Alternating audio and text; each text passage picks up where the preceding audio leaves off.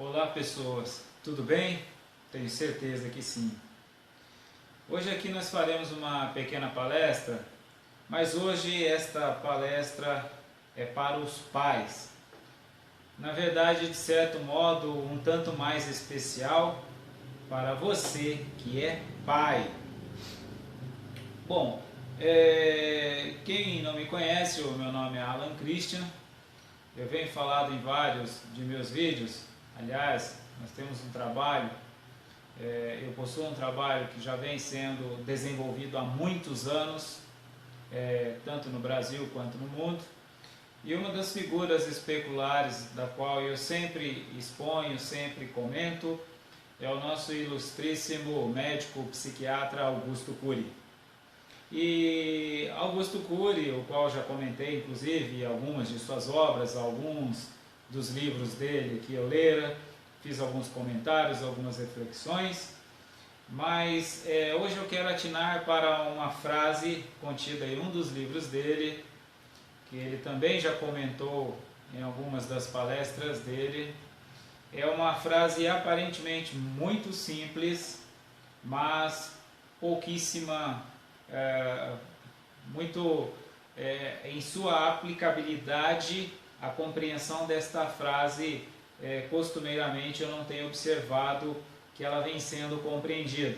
Embora Augusto Cury a tenha falado, eu sempre tenho comentado, mas ela de fato parece que na aplicação dela fica um tanto distante a compreensão desta frase.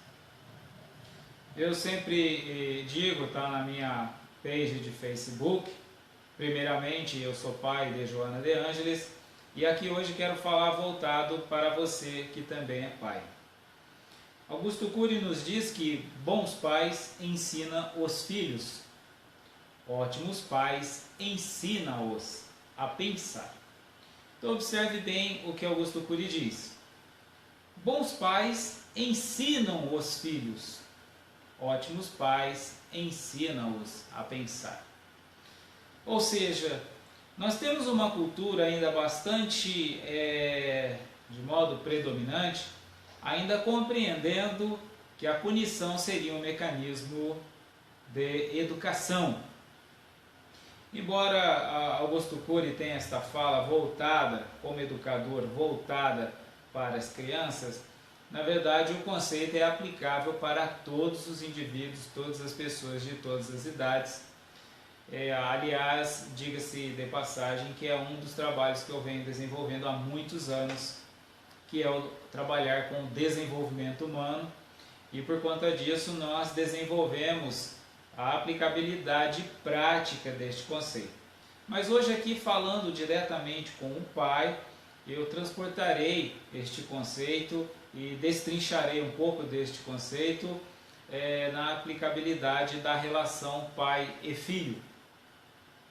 E a primeira questão que nós começamos baseando nesta frase de Augusto Cury é o seguinte: se bons pais ensinam os filhos, e ótimos pais ensinam os filhos a pensarem, bom, a primeira pergunta que nós fazemos é: como ensinar a pensar? Mas aí, aliás, o que é pensar? Ou seja, nós já começamos a pensar o que é pensar. Se ensinar, se ótimos pais ensinam os filhos a pensarem, a gente, antes de perguntar como ensinar a pensar, nós precisamos perguntar o que é pensar. Ou seja, como nós vamos ensinar algo que nós ainda não estamos sabendo muito bem do que se trata? O que é pensar? Bom, de modo muito simples, nós imaginamos que pensar é imaginar. Pensar é realizar algum tipo de ação mental. Mas pensar aqui está sendo colocado de modo muito mais amplo. Pensar é avaliar, mais do que uma ação cognitiva, é uma ação cognitiva de modo eficiente, uma ação cognitiva que leva-nos a um bom resultado, uma ação cognitiva que nos gera algum benefício direto para nós e para o que em nosso entorno está. Pensar é uma ação mental que deve promover o ser humano. Porque se o pensamento não tiver a característica de promover o ser humano, qual a utilidade deste pensamento? E é isso que nós começamos a refletir. Pensar não é uma ação intelectual apenas. Pensar não é uma ação mental sem maiores planejamentos. Embora, obviamente, Augusto Cury, muito melhor do que eu, explicaria estes conceitos, mas na era da informação, na era da movimentação, na era da tecnologia, muitos não estão dispostos para lerem, muitos não estão possuindo tempo para lerem os maravilhosos livros de Augusto Cury. E nós aqui então hoje estamos encontrando um modo mais eficiente. Em apenas uma pequena palestra, extrair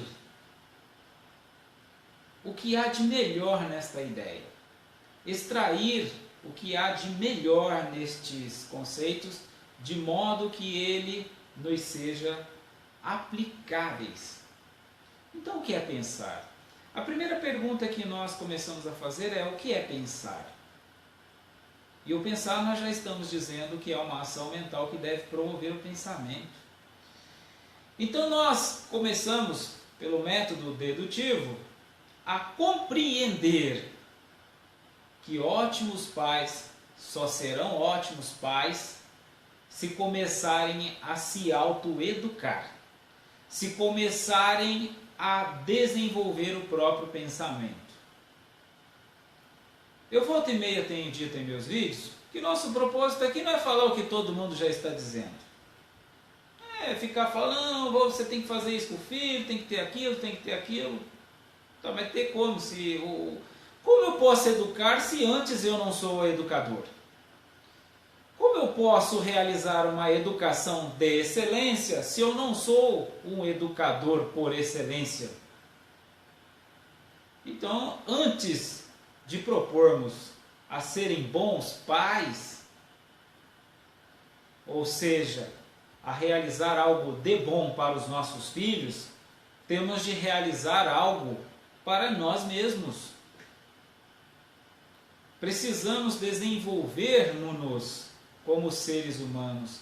Precisamos desenvolver-nos como educadores de excelência, para que só depois disso tenhamos condições de ser um pai de excelência. Um pai em excelência. E aqui nós começamos então a perceber que neste meu processo eu tenho vários modos de desenvolver isso. O primeiro é simplesmente estudando, aprendendo. Se alguém me perguntasse, mas Alan Christian, você está dizendo que o pai tem que estudar, dedicar, formar? Sim, as pessoas não fazem isso para ser um pizzaiolo, para serem um médico, não ficam 5 anos, 8 anos numa universidade para poder realizar um ofício que lhe gere uma renda, uma remuneração, diga-se de passagem que às vezes nem atinge a casa do R$1.000. Nós nos desenvolvemos tanto de modo técnico para realizarmos os nossos propósitos enquanto trabalhadores profissionais. E por que para ser um pai eu não preciso fazer nada? não preciso fazer nenhuma universidade, nenhum curso, não preciso assistir palestras. Eu assisto palestra para vender o meu produto na empresa que eu trabalho. Eu assisto palestra para aprender a desenvolver melhor as minhas petições judiciais. Eu estudo bastante para eu desenvolver melhor as minhas aulas no colégio que eu leciono. E por que para ser pai eu não preciso fazer nada? Então a primeira coisa que nós começamos a compreender é que eu preciso elaborar um projeto de pai. Eu preciso elaborar um projeto para eu mesmo. Que se eu já sou pai, eu posso elaborar este projeto enquanto não sou pai. Eu disse que eu sou pai de Joana de Ângeles. E aqui, como eu sempre tenho dito, meu propósito é falar com propriedade, com conhecimento de causa. Então aqui falarei um pouco da minha história para que nós possamos entender este projeto, o projeto que eu já fiz. Bom, eu casei-me no ano 2000 e perpassei por 10 anos elaborando este projeto. Durante 10 anos eu elaborei um projeto de ser pai. Ainda relativamente jovem quando casei, mas já naquela época ciente de que eu só poderia ser um bom pai se eu me preparasse para tal. E sempre me interessei em estudar o tema, assuntos relacionados à psicologia, assuntos relacionados à sociologia, assuntos relacionados à filosofia, mas tudo isto de modo que um pai pudesse oferecer a um filho. Observe que eu estou dizendo que eu estudava estas coisas, buscava estas coisas, mas de modo que elas pudessem ser aplicáveis para quando eu tivesse um filho. Não era algo só para mim, para as minhas realizações profissionais. Era algo que poderia ser prático para quando eu fosse pai. E depois de 10 anos neste meu planejamento, eu comecei a chegar à conclusão de que eu apenas poderia me tornar um bom pai. Que para eu tornar-me excelente pai, eu precisaria ser pai. Porque até então eu possuía todo o arcabouço teórico, científico, filosófico para ser um bom pai. Mas não possuía a prática, o que me geraria excelência na paternidade. Depois de 10 anos, decidi pelo primeiro filho. E aí veio Joana de Ângeles. E neste projeto, então, de ser um ótimo pai, quando Joana de Ângeles nascera, eu já sabia que o método punitivo era completamente dispensável. Na verdade, mais do que isso, indevido, se eu tivesse o propósito de ser um excelente pai. Então eu não tinha o propósito de ser um bom pai, eu tinha o propósito de ser um excelente pai. Então o método punitivo, seja ele de que modo for, principalmente no tocante a algum ato físico, não só estava completamente descartado, como ele sempre fora completamente desprezado. E que o pensar, o ensinar o pensar, era a minha persistência enquanto educador, enquanto pai. E aí, eu quero aqui agora contar uma pequena situação para que nós tenhamos melhores condições de entender a ideia aqui apresentada. Eu disse que depois de 10 anos veio Joana de Ângeles nascera, ainda bebê, realizando todos os cuidados que eu pude Aliás, diga-se de passagem que na maternidade eu quem realizei o primeiro banho.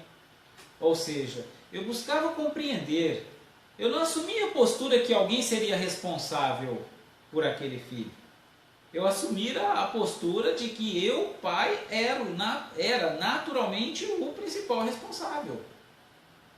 Pois a mãe estava naquele momento sem maiores possibilidades físicas. E quem na ordem natural das coisas deveria ser o maior responsável? Logo eu, pai. Então eu procurei, durante o período gestacional, durante o período pré-natalidade, a entender, a estudar como seria este processo, como que daria banho, como que poderia ser cuidado. E aí vem a bendita tecnologia nos auxiliando, os vídeos, os sites, as revistas, as publicações. Talvez se alguém achar isso um tanto incomum, claro que é um tanto incomum. Se fosse comum, eu não estaria aqui. Vocês não estariam aqui me ouvindo. Como eu tenho dito, o meu propósito não é falar aquilo que todo mundo está falando e que todo mundo também não está entendendo, que todo mundo não está compreendendo. Nosso propósito aqui é falar transcendentalmente, transcendendo os velhos paradigmas, para que possamos ter resultados excelentes. Então, estudando este período pré-natalino, pude preparar-me da melhor maneira possível para receber Joana de Ângeles. Então, nascera minha filha, eu pude oferecer estes cuidados já na maternidade, viemos para casa, e pelo fato de eu ser trabalhador autônomo naquela época, aliás, diga-se de passagem que sou empresário desde que iniciei meu trabalho profissional, embora sempre desenvolvi atividades profissionais variáveis, mas sempre tive uma certa flexibilidade. Então, naquele momento, eu pude ficar mais presente com Joana de Ângeles, com a família, porque o trabalho eu já havia realizado dentro daquele planejamento que eu mencionei que perpassaram 10 anos, estava sendo planejado também o momento que eu pudesse cuidar de quando pai eu me tornasse. E aí Joana de Ângeles vindo, pude oferecer os cuidados, os primeiros dias, e aí iniciou então um processo. Que o objetivo não é contar em suas minúcias, não é relatar em suas minúcias, mas dizer que eu sempre estava me preparando, constantemente me preparando para ser um pai de excelência. E atinando um pouco a frase do excelentíssimo educador Augusto Cury, onde ele diz que bons pais ensinam os filhos e ótimos pais ensinam-os a pensar, eu vou pegar uma situação que ocorrera esta semana para ilustrar a aplicabilidade deste pensamento e o quanto eu tenho obtido êxito neste processo educacional. Eu digo aqui que Joana de Ângeles é a filha perfeita. Joana de Ângeles tem tido uma relação comigo da qual eu sequer já necessitei levantar a voz para ela nestes quase 7 anos de idade. Porque desde então tenho mantido em foco o meu projeto de excelente educador. E a situação que aconteceu esta semana fora muito interessante, chamou a atenção de mim mesmo diante deste meu projeto de pai, diante deste meu processo educacional, que está e continua em constante desenvolvimento. Mas a situação foi a seguinte: como eu disse, eu não tenho método punitivo. Durante todos estes anos, eu apenas precisei colocar Joana sentada para pensar uma vez. Que ela tinha mais ou menos os 3 ou 4 anos de idade. Foi quando ela estava se descobrindo como ser humano autônomo, né, que realiza, que tem livre-arbítrio. E eu disse para ela que não fizesse, não me lembro nem o que era, mas que ela persistiu. Eu peguei ela então pelos braços e coloquei ela sentada no sofá e disse que ela não iria sair. Ela se levantou e eu coloquei ela novamente e falei para ela que ela não iria sair mais. E ela ficou no sofá. Depois deste dia, eu nunca mais precisei segurar nos braços dela para que ela não fizesse algo. E o que eu estou atinando aqui é que eu também não precisei elevar a voz. Aliás, eu disse que a voz eu nunca elevei. E a situação desta semana me foi muito interessante porque ela culmina no desenvolvimento deste processo educacional. Eu esta semana fui acordá-la. E ao acordá-la, eu disse para ela a seguinte coisa: Joana, acorde, por favor. E eu tinha o hábito de quando algo eu digo para ela que ela contraria ou que ela não atende, eu digo para ela que vou contar até 3 para colocar ela para pensar. E eu não falo pensar, eu falo castigo mesmo. Que eu vou colocar ela no castigo. Um dia até um pedagogo me disse, mas por que você diz castigo e não pensar? Eu falei, é porque eu não tenho nada que seja constrangedor. A única coisa constrangedora que eu tenho para apresentar para ela é o ameaçar de um castigo. O resto tudo é love e paz o tempo todo, então eu preciso ter alguma coisa que mostre uma outra face de um processo educacional para ela enquanto sujeito social. Porque eu sou pai, mas a sociedade não será pai dela. Então ela precisa, pelo pai, entender que existe um outro viés. Então eu utilizo o termo castigo, para que ela tenha a conotação de algo negativo. E aí eu disse para ela, acorde e não espere eu contar até 3. Então observe que outras vezes eu já ao ir chamá-la para acordar, que ela não é muito boa para acordar, até porque ainda tem quase 7 anos, e algumas vezes que eu fui acordá-la, eu disse a ela, eu contei para ela, né, para que ela levantasse, que eu contaria até 3 e cheguei a contar.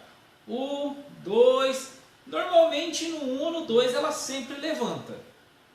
Então eu estava sendo, nestes momentos, um bom pai, porque eu não precisava pôr ela de castigo. Ela compreende a nossa relação de respeito, que não é uma relação de autoritarismo. Em momento algum eu disse para a Joana que ela não é dona do nariz dela, bem pelo contrário, não sou o proprietário dela. Meu objetivo não é ser doutrinador, proprietário dela, e sim educador, que ajuda ela própria a conduzir-se para fora de si mesma. Então eu disse a ela, né, costumo contar normalmente no 1 ou no 2, ela acorda, mas neste meu propósito em tornar-me pai de excelência, pensei comigo antes de chamá-la. Ao invés de eu acordar, chamar ela, pedir para ela levantar uma vez, ela não atender, eu dizer que vou contar até 3, né, eu contar até 3, já de imediato, eu vou pedir para ela, de modo sereno, de modo afetivo, não espere eu contar até 3. E aí eu disse para ela, cheguei, aproximei-me, Joana, está na hora de acordar. Aí ela deu um sinal que me ouviu. Aí eu disse: não espere mais eu contar até 3. Mostre que você tem disciplina e é responsável. Ela levantou-se e eu ainda pude parabenizá-la por sequer eu ter precisado contar até 3. Eu percebi então neste momento que eu estava ensinando a Joana a pensar. Eu estava ensinando Joana de Ângeles a pensar por ela mesma. E aí eu pude entender na prática a frase de Augusto Cury: bons pais corrigem os filhos, ótimos pais ensinam-os a pensar. Então, nesta nossa pequenina palestra, que é uma palestra voltada para o pai, que sejamos pai ou pais educadores excelentes. Que sejamos pais que tenhamos consciência da necessidade deste processo educacional excelente. Porque tudo mais é mera consequência.